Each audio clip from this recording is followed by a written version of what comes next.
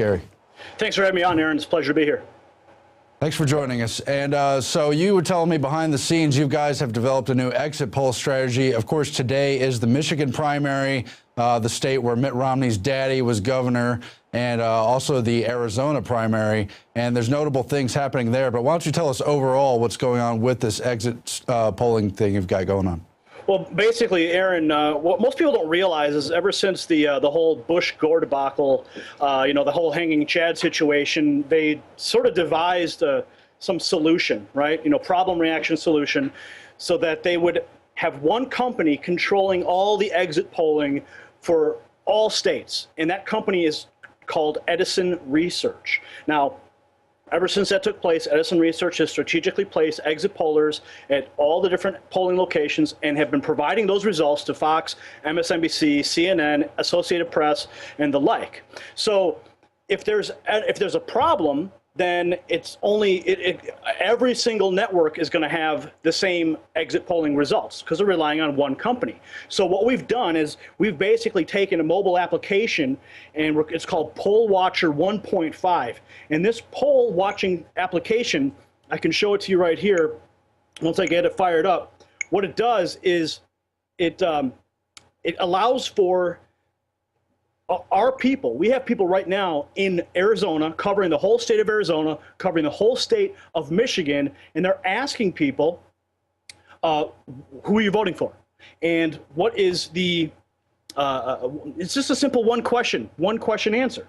So it looks like, okay, we're verifying, and, oh, looks like I still have a test login, so mine's not actually working. But the people on the ground, it's a very simple format. Who you vote for, they click Ron Paul or Santorum or Romney or whoever, and then that gets tabulated by a central database. Gingrich, that's the other creature. Gingrich, yeah, we forget him.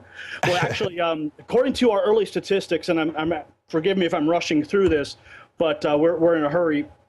We've got Newt Gingrich. Looks like he's coming in third right now, according to our exit polling.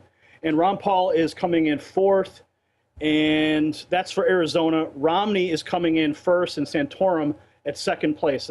These are early exit polling results that we're seeing. And as far as Michigan is concerned, we're seeing Newt Gingrich is far behind in fourth place, and Ron Paul and Santorum are pretty close in a race for second place. So Romney's all the way in front with we're looking at 96 points for him. Now, do you have actual numbers? Because they've got spokespersons for the Ron Paul campaign, and they said the key in Michigan is that it gets over the 15% threshold, because those even though it's a primary rather than a caucus, at 15%, you do have the ability to capture delegates. That is true. The 15% mark is where the delegate count comes in. That's where they start to award them to you. I do not have those specific percentages as of yet. As the day goes on, as the reports start to come in, we'll have some final tally numbers.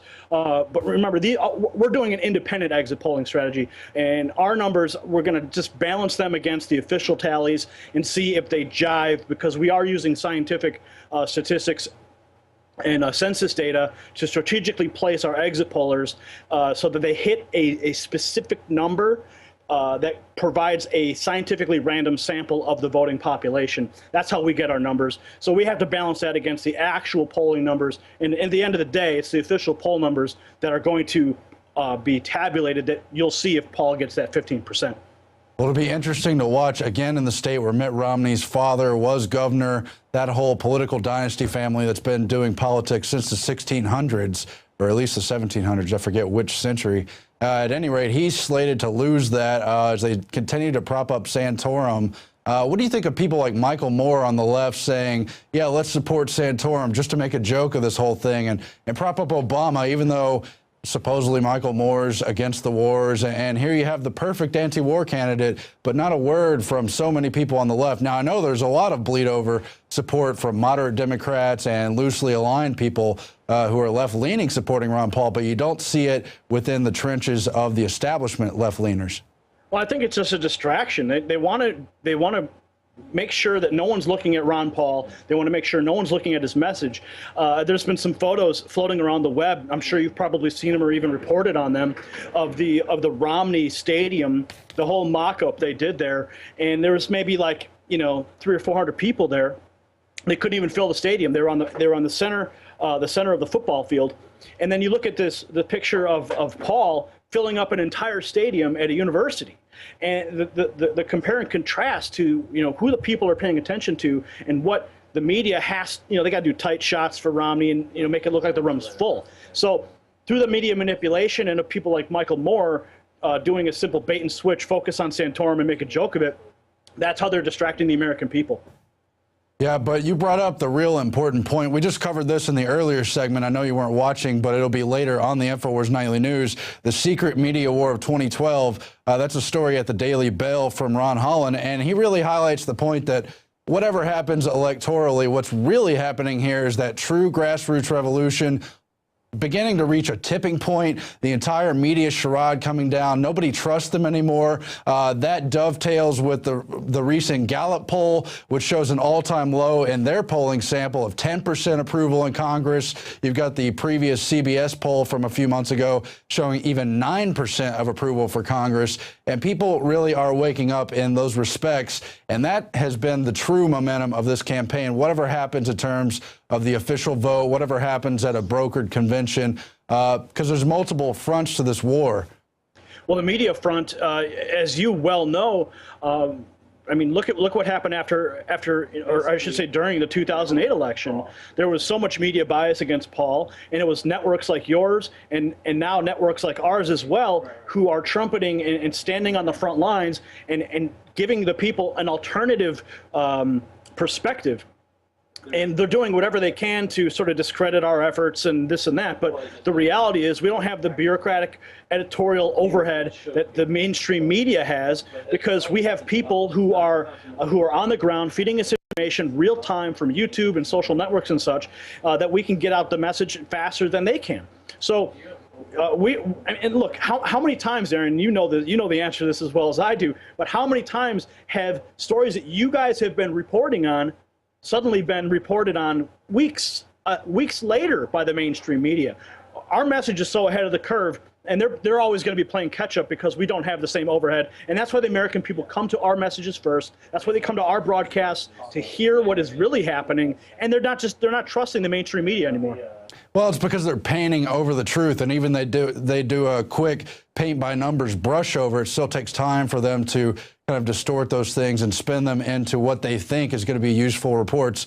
But really, that whole dam is breaking, and people are more and more turning to the alternative press, turning to the internet. Even if they clamp down on the internet, there's going to be other alternative movements. And I think that's the real big story of 2012 and the support for Ron Paul. Oh, there's no question about that. There's alternative networks springing up everywhere, the alternative radio stations. Look, anybody with the webcam or an iPhone can simply do video blogs, upload them to YouTube, and that can spread across the web faster than the mainstream media can catch up with it. And that's why you see the mainstream media basically dying on the vine as we become more successful as the days progress. Yeah, well, they've cited in this report that I already mentioned from Ron Holland how they captured a reporter accidentally on a hot microphone saying, "See this room? 2/3 of us get laid off when Ron Paul is president."